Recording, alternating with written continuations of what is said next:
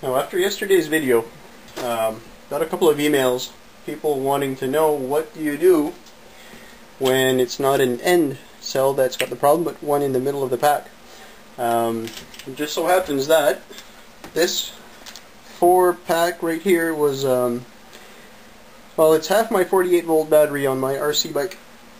These 4 packs are in parallel, so it's 5, 10, 15, 20 amp hours at 24 volts because there's 6 cells per pack in series. So I made one of these, just a wire harness.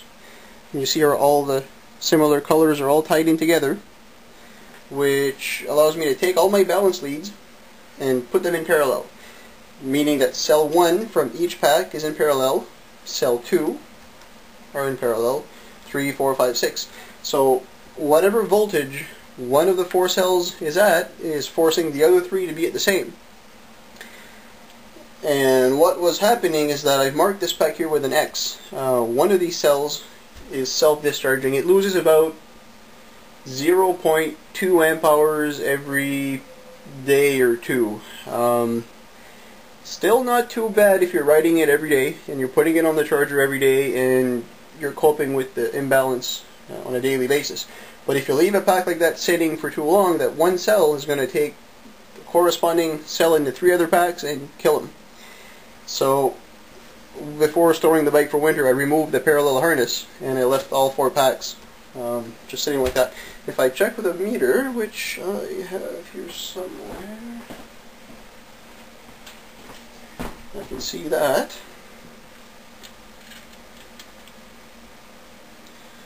All 3.82, 3.82,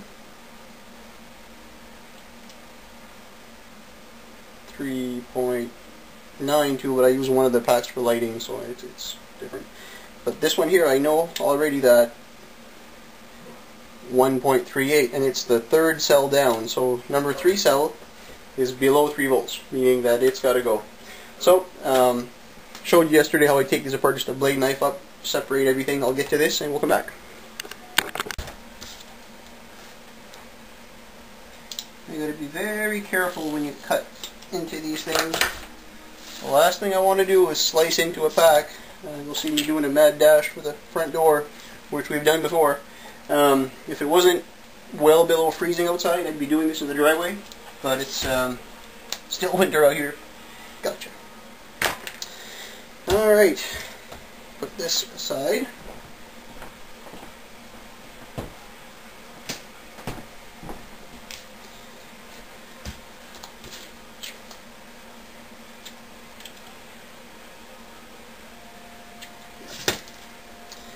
So same as yesterday.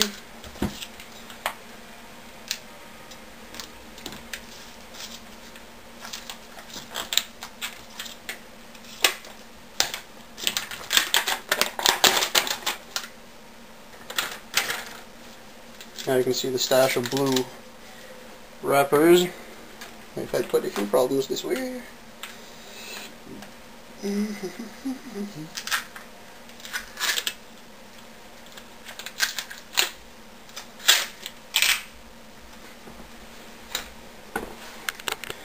Alright, so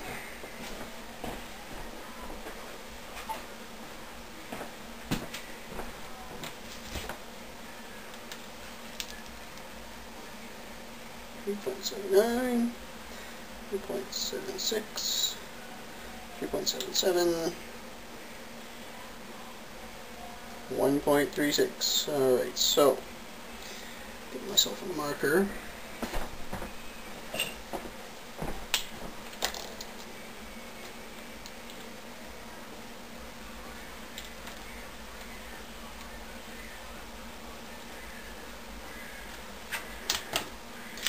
Now I know it's the cell connecting to this tab and that tab. If I look inside here, you can tell where the foil tabs are going into the circuit board.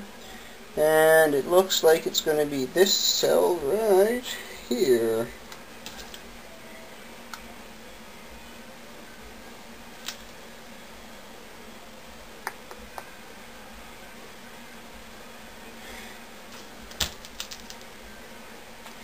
Now, trying to get this cell out of a pack is, well, damn near impossible. If I was going to take my Dremel and hack away the tab here and the tab there, I could pull the cell out. But it's going to be really difficult. And I think my best approach here is to separate the packs in two. So it becomes an end cell. I can replace it and put the pack back together and solder on top of the board. So let's start by removing the tape at the bottom here.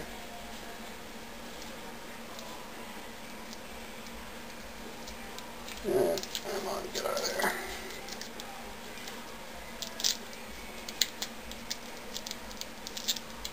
There we go.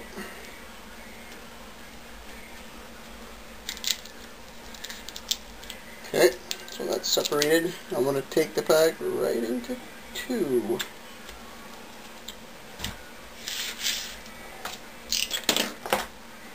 So again with the spatula,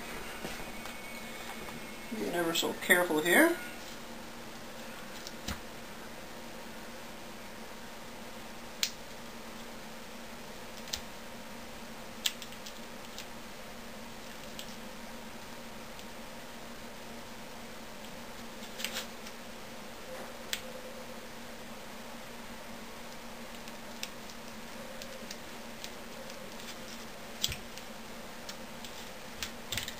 There.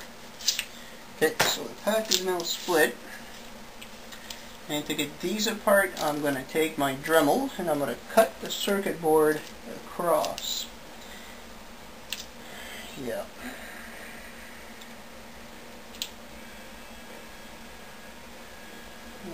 Exactly so. Yeah, I'm going to cut the tab here, slice the circuit board, and come right across here, and this pack will come into two. You can use a solder sucker. They get these plunger things. It's like a spring-loaded plunger, and you heat up the solder and you take the solder out. Problem there is that you're going to use your iron, and you're going to spend a fair amount of time heating up all this solder and then waking it out multiple times over, and you end up cooking the cells. You put too much heat into the tabs, and causes problems. It's not so bad when you're putting them together. You can set everything in place nice and clean, and you can heat it once and get your solder flowing with a nice hot iron. But taking them apart has proven problematic, and you end up destroying good cells. So I'm going to get my face shield, and we'll be back. Alright, so I'll move this outside, and yeah, today I'm wearing a face shield because I'm not cutting at the end of the pack, but directly into it, and yeah, we're outside. We'll start over here.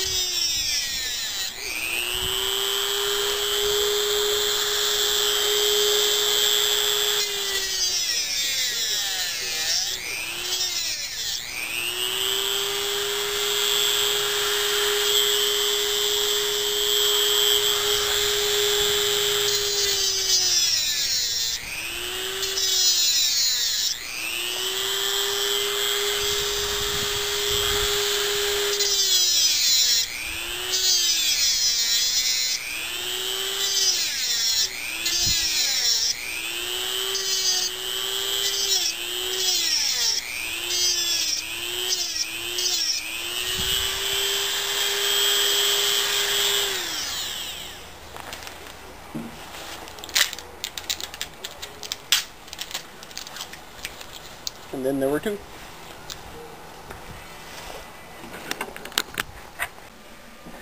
Alright, back inside. Because it is cold out there, my hands are freezing just from being out for a few minutes. I want to take this cell out of here.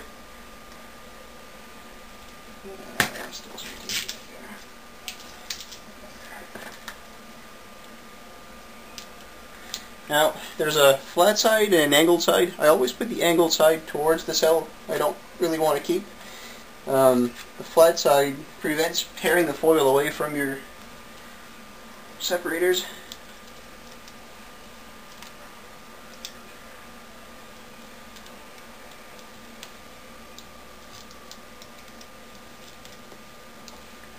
And you don't just want to push either, you want to rock back and forth and work the glue away.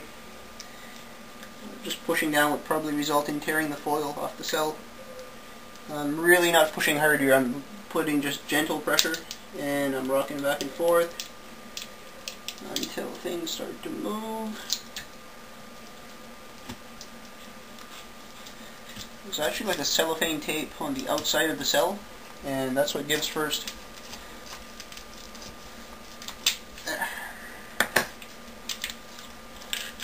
There we go. One dead cell out of a pack. I gotta make sure I didn't take the wrong one out. I've done that before.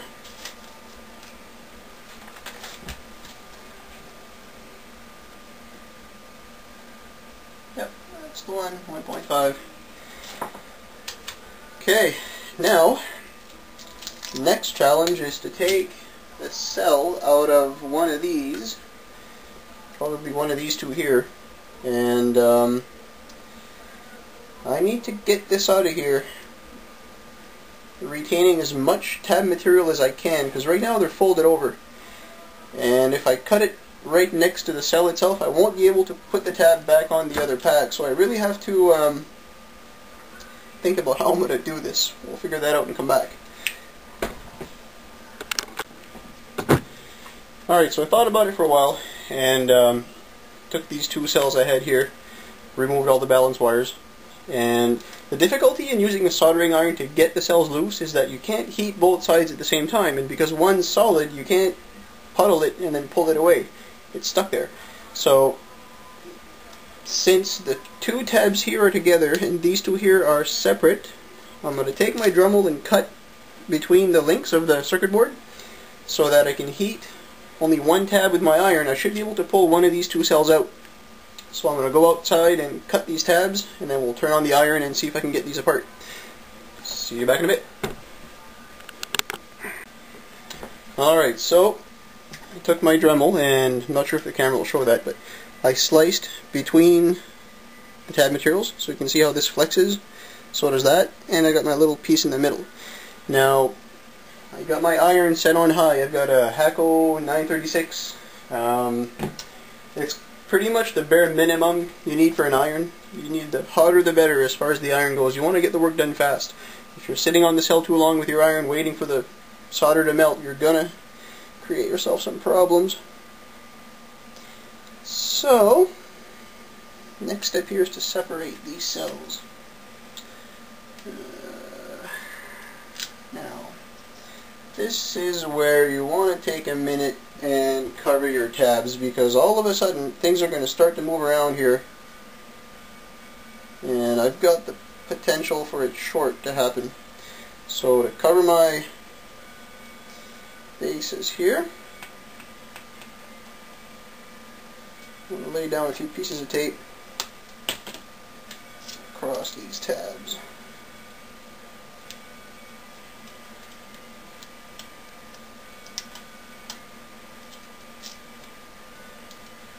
That end.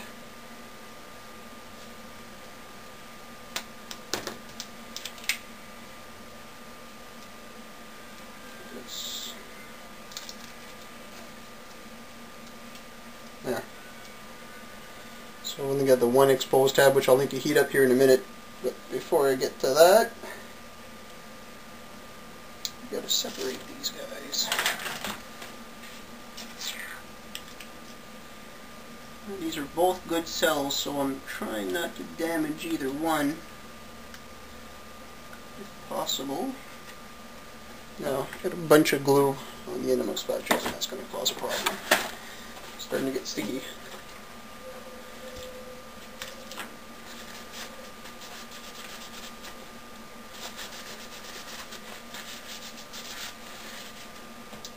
Lighter fluid, Zippo fuel is perfect for getting glue off your tools.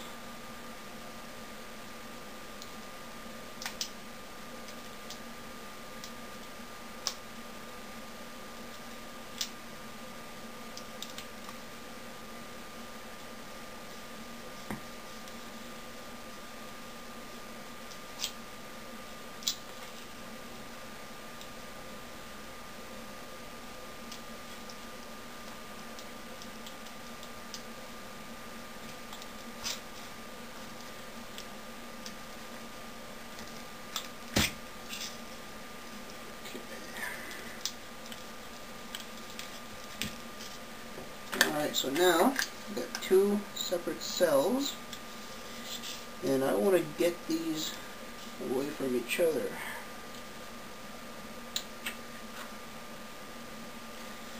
This is going to be interesting. I'm going to add a bit of solder to my iron just to help things along. And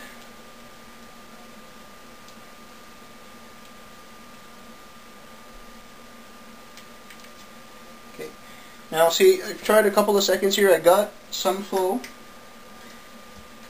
but they're not totally separate. Now I'm going to wait and let these cool down.